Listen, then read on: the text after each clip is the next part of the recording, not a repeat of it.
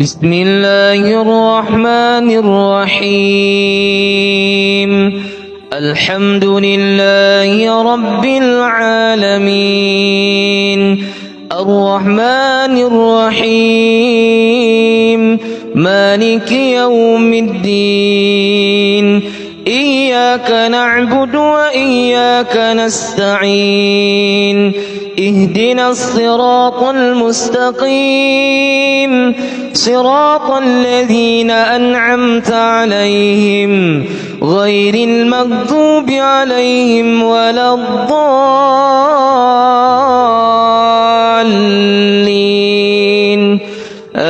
آمين. وأيدنا الذين آمنوا على عدوهم وأصبحوا ظاهرين.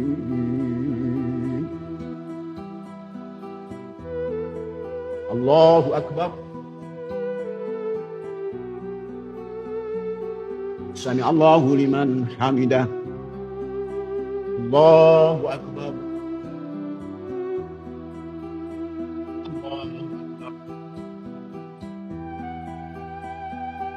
الله أكبر.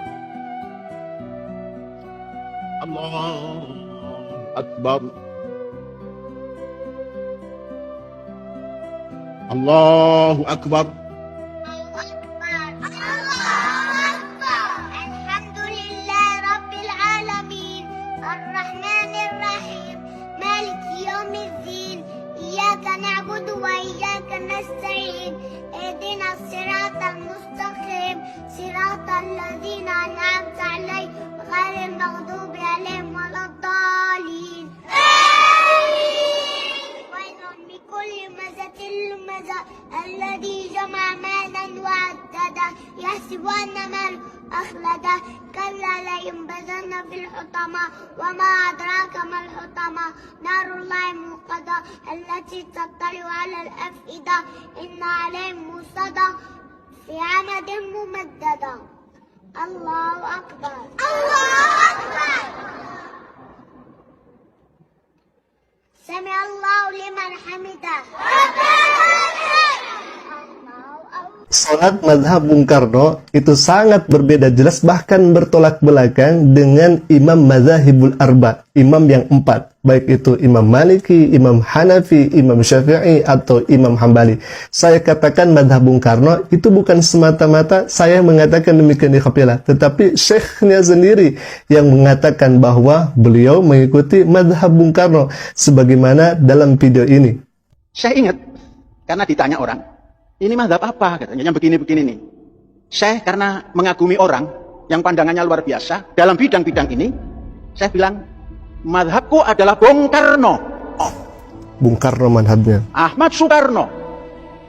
Karena dalam tulisannya itu nggak pakai Bung, Ahmad Soekarno. Loh, ngedar lagi. Orang-orang mazhab Syafi'i, kok sampean mazhab Soekarno itu gimana? Ngedar lagi.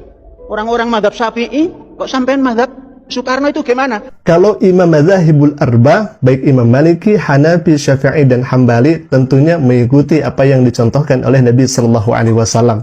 Jadi tidak ada yang bertentangan, ikhwafilah. Tetapi mohon maaf, ketika kita berbicara mazhab Bung Karno ini, justru apa yang kita lihat sekarang ini, ikhwafilah, sangat bertolak belakang. Kenapa? Coba kita lihat, ikhwafilah, ketika seorang imam kemudian di belakangnya ada Sayyidul Imam atau pembantu imam, dua orang, laki-laki dua di samping kiri dan di samping kanan itu, ikhwafilah. Lalu kemudian di belakang imam ada perempuan, dan tidak semua perempuan yang bisa masuk ke saf depan, hanya wanita tertentu, ikhwafilah. Lalu kemudian di belakang imam ada seorang non-muslim. Coba, kok sholat di belakangnya ada non-muslim yang mengikuti, bahkan bukan mengikuti, ikhwafilah. Dia berdoa dengan cara sendirinya non-muslim. Dan anehnya, kenapa harus bersama dengan muslim? Jadi di satu padukan, ikhwafilah, padahal di sana jelas-jelas sedang melaksanakan ibadah sholat.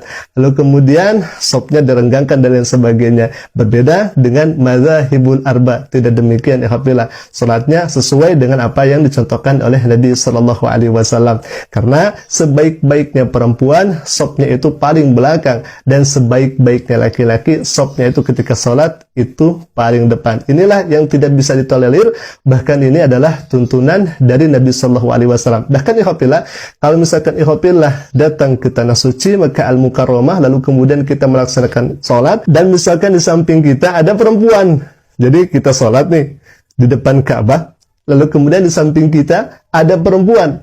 Kalau misalkan diketahui oleh askar, apa yang kemudian dikatakan oleh askar? Kata askar, haram, haram, haram. Hal itu tidak dibenarkan dan tidak diperbolehkan. Jadi harus terpisah antara laki-laki dan perempuan. Tidak boleh disatukan.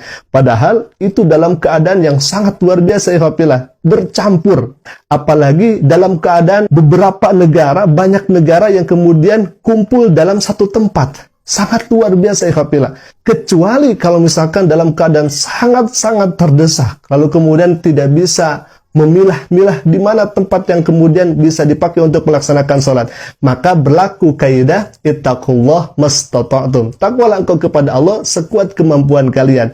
Tetapi dalam keadaan madarat seperti itu juga, ikhwafillah, dalam keadaan yang sangat luar biasa padatnya seperti itu, ketika sholat, maka askar itu mengatakan haram, makhluk itu haram bercampur antara laki-laki dan perempuan. Tetap saja harus dipisah, ikhwafillah. Apalagi kalau misalkan melihat di pesantren tersebut, ikhwafillah, yang viral-viral ini, yang kemudian laki-laki dan perempuan itu dicampur. Padahal tempat yang lainnya kan masih luas, tempat yang lainnya masih ada untuk melaksanakan ibadah salat. Maka dari itu kami meminta dalil. Dalil mana yang membolehkan di depannya ada imam, lalu kemudian di belakangnya ada non-muslim yang kemudian tidak mengikuti sholat, tetapi dia berdoa dengan caranya. Dalil mana yang membolehkan demikian? Dalil mana yang membolehkan antara laki-laki dan perempuan itu dimakhluk atau dicampur? Dalil mana yang bolehkan demikian? Kami selalu meminta kepada MUI, Depag, Menak, kalau misalkan tidak ada dalilnya, lalu kemudian ini sudah menjadi viral, ikhwafillah, harus diluruskan. Jangan malah silaturahmi ngangguk-ngangguk saja. Jangan silaturahmi malah ittifaq, setuju saja. Kan ini sudah ramai di media sosial, sudah viral, apalagi ikhwafillah. Maka dari itu, MUI yang memiliki otoritas, Menak atau Depag, harusnya meluruskan bagaimana sholat yang betul itu, bagaimana sholat yang kemudian sesuai dengan apa yang dicontohkan oleh Nabi Shallallahu Alaihi Wasallam itu. Kalau misalkan berdiam diri atau misalkan silaturahmi tapi hanya ittifaq saja, hanya kamislinaam, seperti orang yang betul-betul saja mengikuti atau menyetujui pernyataan daripada yang mengikuti mazhab Soekarno ini, maka ini sangat keliru menurut kami, ikhwafillah. Dan dengan itu kami kemarin membuat petisi di kolom komunitas itu, ikhwafillah, dengan kata-kata demikian, Assalamualaikum warahmatullahi wabarakatuh. Sahabat, kita mencoba membuat petisi, langkah apa kira-kira yang tepat untuk pemerintah, baik MUI, Depag, Menak, terkait pemberitaan Pondok Pesantren Al-Zaitun yang sedang viral ini, karena diduga ajaran di dalamnya sudah menyimpang. Salah satu contohnya misalkan madhab yang diikuti adalah madhab Soekarno. Perempuan boleh jadi khotib Jumat, begitu kan? Saf wanita boleh dicampur dengan laki-laki dalam sholat dan seterusnya. Maka kurang lebih 14.000 suara yang ikut memberikan kontribusinya memilih. Yang pertama, Ponpes ditutup. Yang kedua, pimpinan Ponpes diajak diskusi. Yang ketiga, Ponpes dibiarkan saja. Dan yang keempat, tidak tahu beritanya. Ternyata urutan yang paling tinggi persentasenya 83%, Ponpes ditutup. Yang kedua, pimpinan Ponpes diajak diskusi dengan presentasi 15%, ikhwafillah, dan tidak tahu beritanya hanya 1%, Ponpes dibiarkan saja hanya 1%, ikhwafillah. Jadi dari 14.000 suara yang kemudian paling terbanyak ini Ponpes ditutup.